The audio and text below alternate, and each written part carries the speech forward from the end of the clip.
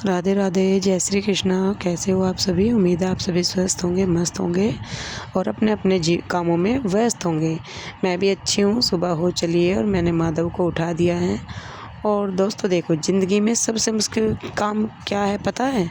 रोज़ उठना, वही काम करना और फिर भी हार ना मानना। मेरे दिन में 24 घंटे होते हैं। 8 घंटे काम, 6 घंटे रिस्पॉन्सिबिलिटी और बच्चे 2-4 घंटे अपने सपनों के लिए। लोग बोलते हैं इतना काम करके व्लॉग कब बनाते हैं? मैं बोलती हूँ व्लॉग इसलिए बना रही हूँ क्योंकि अगर मैं आज की मेहनत रिकॉर्ड नहीं करूँगी तो कल का काम मैं भूल जाऊँगी, है ना? कि मैंने कहाँ से शुरू किया था। सक्सेस एक दिन में नहीं मिलती। रोज़ की थकान, रोज़ की हार, रोज़ की छोटी जीत, यही जोड़कर एक दिन बड़ी कहानी बनती है। और सच बताऊं तो डेली काम के साथ सपने जीना सबसे बड़ा स्ट्रगल है।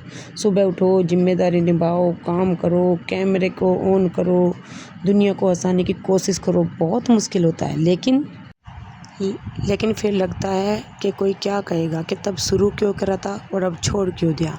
और वैसे भी आपको पता है, काम छोटा नहीं होता और सपने बड़े नहीं होते, बस हिम्मत बड़ी होनी चाहिए, है ना?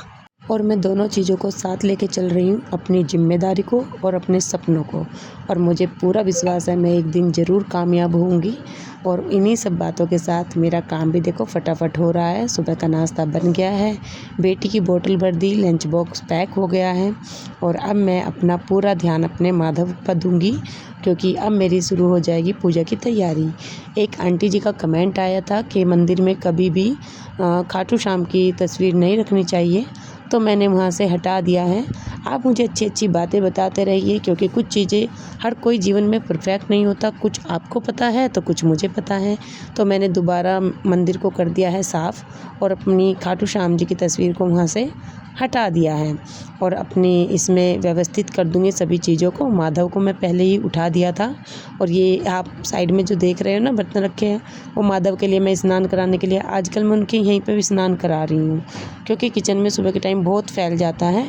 तो मैं इनके लिए पानी वगैरह ले आई थी और अब मेरी पूजा की तैयारी शुरू हो जाएगी। और जैसे कि मैंने आपको बताया, मैं सबसे पहले सतिया बनाती हूँ। फ्लावर भाई कभी कभी मिल जाते हैं और कभी कभी नहीं मिलते। और आज तो सुबह का शेड्यूल मेरा बहुत बिजी था जिस कारण से मुझे फूल मैं लाई ही नहीं थे तो, लेकिन मैं ला ही नहीं पाई क्योंकि मुझे बहुत जल्दी जल्दी काम ख़त्म करना था। और अब मैं माधव को स्नान करा दूँगी और क्योंकि माधव एसी में सोते हैं ना, तो मैं जब सुबह उठती हूँ तो उनको उठा के थोड़ी देर रेस्ट करा देती हूँ, बाद में ही बाकी का काम शुरू करती हूँ। तब तक माधव का रेस्ट हो जाता है और तब तक मैं नाश्ता बनाती हूँ, फिर उसके बाद मैं माधव को स्नान करा देती हूँ। तो आज मैं माधव को पहनाऊँगी ऑरेंज कलर की ड्रेस। जैसे कि मैंने बताया, मुझे ये ड्रेस माधव की बहुत प्यारी लगती है और अब गर्मी बहुत ज़्यादा हो रही है तो मैं कॉटन के ही कपड़े पहना रही हूँ। और ये सब काम चल रहे थे तो मुझे एक बात याद आ गई। किसी ने कहा था आज थक जाओगे तो कल आराम मिलेगा, आज आराम किया तो ज़िंदगी भर थकना पड़ेगा, है ना? तो इसीलिए रिज़ल्ट का वेट मत करो, काम करते रहो, रिज़ल्ट खुद वेट करेगा आपका, है ना? तुम अकेले नहीं हो, हम सब यहाँ अपने सपने के लिए बढ़ रहे हैं क्योंकि हर बड़ा आदमी 100 बार गिरा है, बस 101वीं बार उठा भी है। और देखिए, लोग मजाक उड़ाएंगे, उड़ाने दो, 6 महीने बाद वही लोग ताली भी तो बजाते हैं ना।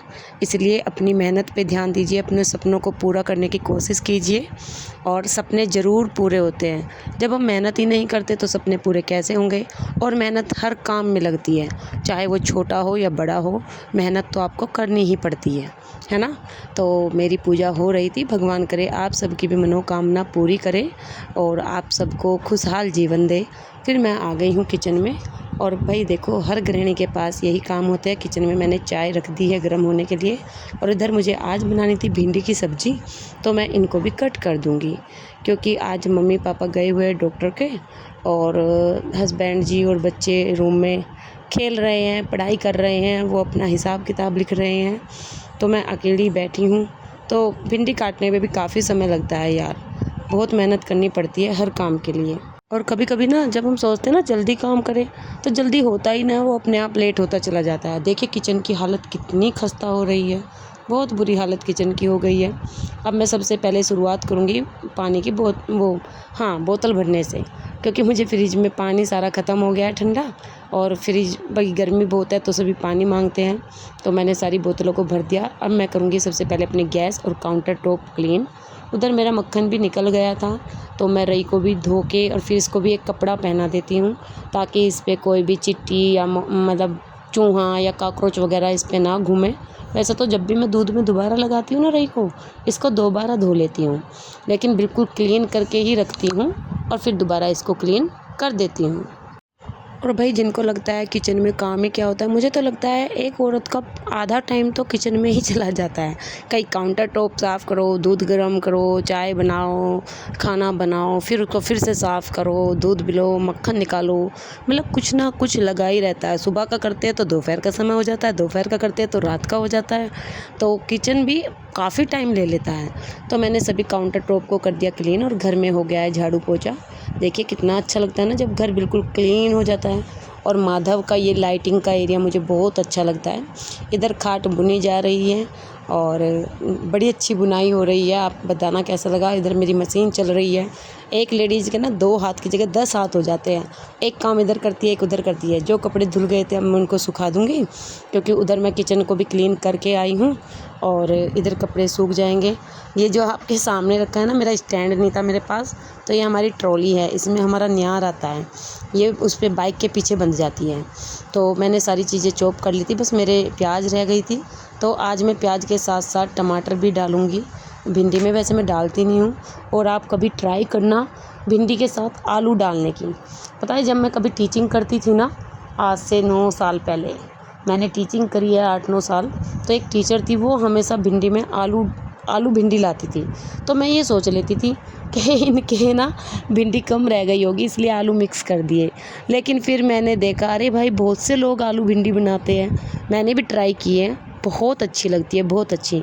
आप भी कभी आलू भिंडी ट्राई करना और बताना आपको वो कैसी लगी। तो मेरे टमाटर भी चॉप हो गए, प्याज भी चॉप हो जाएगी, और देखिए मैं इधर लगा दूँगी तड़का और भिंडी बन के हो जाएगी मेरी तैयार।